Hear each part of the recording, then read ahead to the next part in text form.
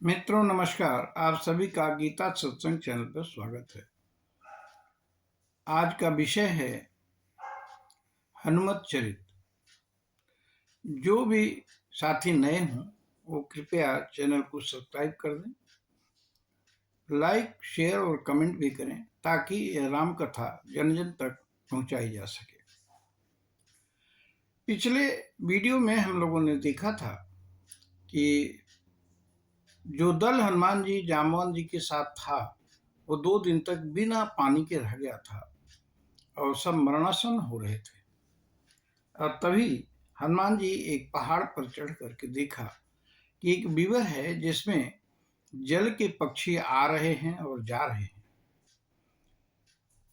सारे वानर दल को लेकर हनुमान जी उसी विवर की तरफ चले। सभी पीछे पीछे हो लिए।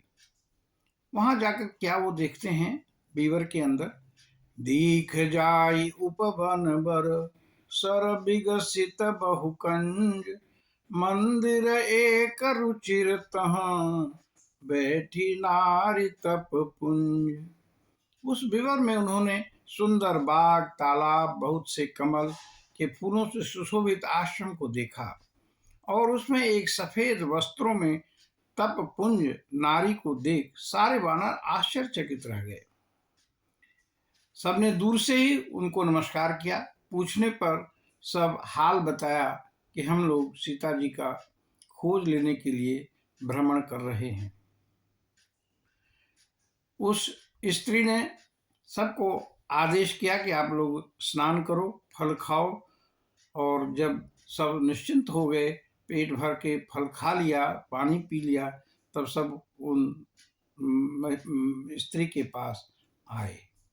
उन्होंने अपना वृत्तांत बताया और बोली, अब मैं श्री रघुनाथ जी के पास जा रही हूँ, तुम सब आंख मूंदो, मैं तुमको विवर से बाहर पहुंचा देती हूँ। धैर्य रखो, सीता जी का पता जल्दी ही चल जाएगा। कहते हैं कि यह तपस्विनी भगवान की योग माया थी। उन्होंने प्रभु को पति के रूप में पाने के लिए बहुत वर्षों तक तप किया था। ऐसा कह के वे आकाश मार्ग से प्रभु के पास पहुंच गए। रघुनाथ जी से निवेदन किया, पर श्री राघव ने उनका सम्मान किया और त्रिकूट पर्वत पर जो कटरा में है कन्या रूप में रहने की आज्ञा दी और बोले, जब मैं कल के अवतार लूंगा तब आप ही मेरी पत्नी बनेंगे। प्रभु की बात मानकर वो आज भी त्रिकूट पर्वत पर वैष्णो देवी के रूप में विराजमान है। जय वैष्णो माता। जब वानरों ने नेत्र खोले तो स्वयं को समुद्र के तट पर पाया। आश्चर्य की बात लग रही थी।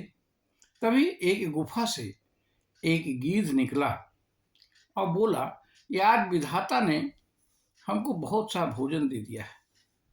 पर जाम्बवान कुछ सोच करके बोले कि गीध जटायु धन्य था जो राम काज के लिए अपने शरीर को छोड़ दिया। जब उस गीध ने जटायु का नाम सुना तो पास चला आया और सर को निर्भय करता हुआ बोला, मेरा नाम संपाति है, जटायु मेरा भाई था। हम दोनों युवावस्था में सूर्य के पास जाने की ठानी। वह तो लौट आया, लेकिन मैं अहंकारी था, आगे बढ़ता गया। सूर्य के तेज से मेरे पंख जल गए और मैं यहाँ गिर पड़ा। तभी एक ऋषि चंद्रमा को दया आई और उन्होंने कहा कि सुनो, तुम्हारे पास राम जी के दूत खोजते हुए सीता जी को खोजते हुए आएंगे। तुम उनको उनका समाचार बता देना, तुम्हारे पंख उग आएंगे। अब देखो, आप लोग आ गए हैं, मेरे जले हुए पंख भी उग रहे हैं। अब मैं आप लोगों को बतलाता हूं कि यहाँ से कई योजन पार समुद्र के उस पार एक लंका नगरी है। उसमें एक पेड़ के नीचे सीता जी बैठी हुई हैं। आप लोगों को वो नहीं दिखेंगी, लेकिन मैं गीध हूँ, मेरी दृष्टि बहुत दूर तक जाती है, मैं उनको देख पा रहा हूँ। अब आप लोगों में से वही व्यक्ति जा सकता है जो सक्षम हो और उस लंका नगरी में जाकर सीता जी का पता लगा कर वापस आ सकता है। इतना कहकर वह गीध वहां से उड़ गया। अब बानर मंडल में इन आश्चर्यों को देख राम जी पर विश्वास बहुत बढ़ गया। जाम्बवान की अध्यक्षता में सभा जुटी और विचार होने लगा, कौन इतना शक्ति रखता है जो ये असंभव कार्य कर सके। अपनी अपनी शक्ति सभी बताने लगे।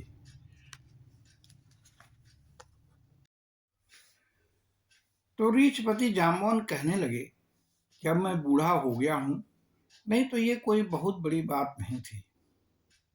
वामन अवतार में जब भगवान वामन बलि को बांधने लगे, उतने ही समय में मैंने इस धरती की 7 प्रदक्षिणा की थी, लेकिन तब मैं युवा था।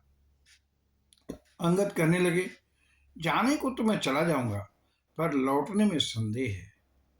जाम्बवान ने कहा, आप सब कुछ कर सकते हैं, लेकिन आप हमारे नायक हैं, नेता हैं, हम आपको तो नहीं भेज सकते। यह सब हो ही रहा था कि हनुमान जी एक कोने में बैठे हुए थे।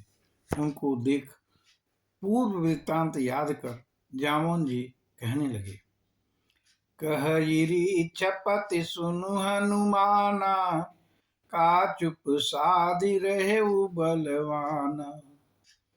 पवन तनय बल पवन समाना, बुद्धि विवेक विज्ञान निधाना। काज सुकवन कठिन जग माही, जो नहीं होई तात तुम पाही। राम काज लगी तव अवतारा, सुनत ही भयउ पर्वताकारा। जामोन कहने लगे कि हे हनुमान जी, आप क्यों चुप साधे हुए बैठे हैं?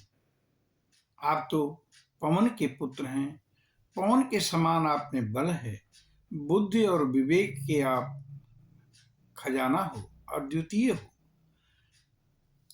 इतना ही नहीं, आप एकादश रुद्र हैं, साक्षात भगवान शिव के अवतार हैं, सूर्य के शिष्य हैं, 8 सिद्धियों और 9 निधियों के दाता हैं।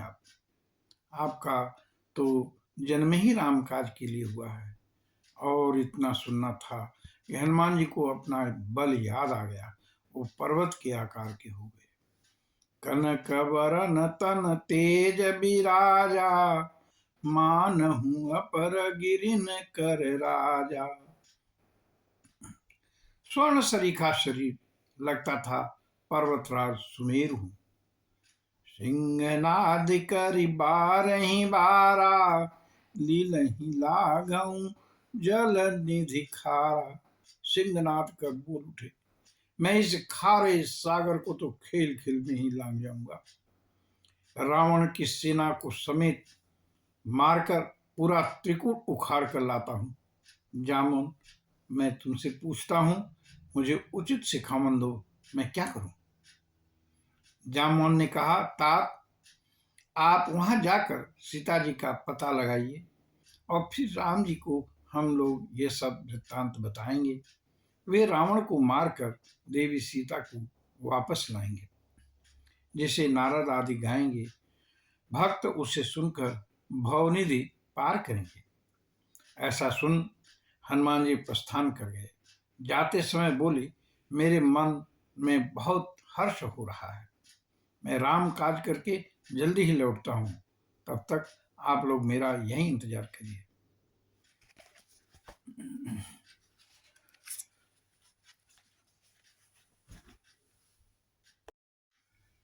मित्रों, मैं अपनी वाणी को यहीं विश्राम देता हूँ। आइए भगवान का नाम लेते हैं।